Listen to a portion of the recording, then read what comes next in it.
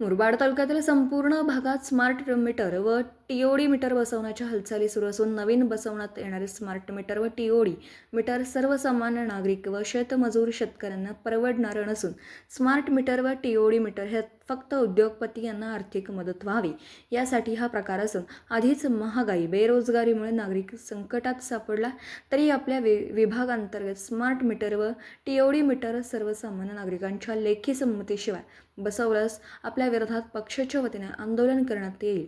या संदर्भात महावितरणचे उपकार्यकारी अभियंता विजय धर्मसारे यांना नुकताच राष्ट्रवादी काँग्रेस शरदचंद्र पवार पक्ष मुरबाड तालुका यांच्या वतीने निवेदन देण्यात आलं।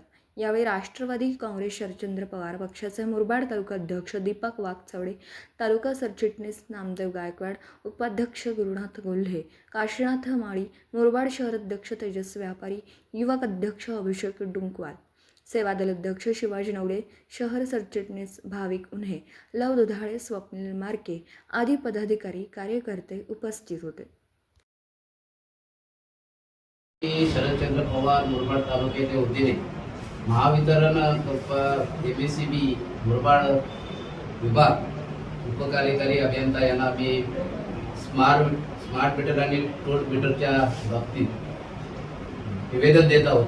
त्याचं कारण असे, स्मार्ट मीटर बसवत असताना सर्वसामान्य ग्राहकाच्या संमतीशिवाय हे मीटर बसवण्यात येऊ नये। स्मार्ट मीटर आणि टोल मीटर हे दोन्ही मीटर ग्राहकांच्या संमतीशिवाय मुरबाड तालुक्यामध्ये बसवण्यात येऊ नयेत। बसवल्यास मुरबाड तालुक्या राष्ट्रवादी शरदचंद्र पवार गटाच्या वतीने तीव्र असं आंदोलन छेडण्यात येईल। तत्पूर्वी आम्ही साहेबांबरोबर चर्चा करून साहेबांना आम्ही नम्रतेची विनंती केली, ग्राहकांच्या पूर्व परवानगीशिवाय कुठलेही स्मार्ट मीटर पेट्रोल मीटर बसवू नये। त्या संदर्भात आम्ही निवेदन देत आहोत। आणि दुसरा विषय का जे ग्राहकांच्यावर ज्या काही सक्ती केली जाते टीओडी मीटरची, ती टीओडी मीटरची सक्ती त्या ग्राहकांना न परवडणारे आहे।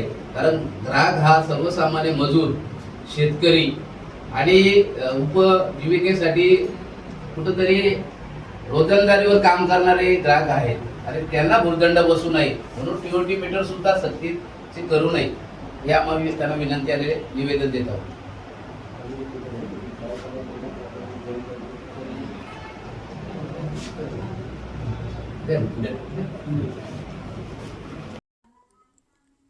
व्हिडिओ रिपोर्टर भरत दळवी, KTV न्यूज मुरबाड। आपल्या परिसरातील बातम्या आमच्यापर्यंत पोहोचवण्यासाठी स्क्रीनवर दिलेल्या क्रमांकावर संपर्क साधू शकता। दूरध्वनी क्रमांक 9833235011। त्याचप्रमाणे अधिक माहितीसाठी स्क्रीनवर दिलेल्या KTV न्यूजच्या ईमेल आयडी वर देखील संपर्क करता येईल।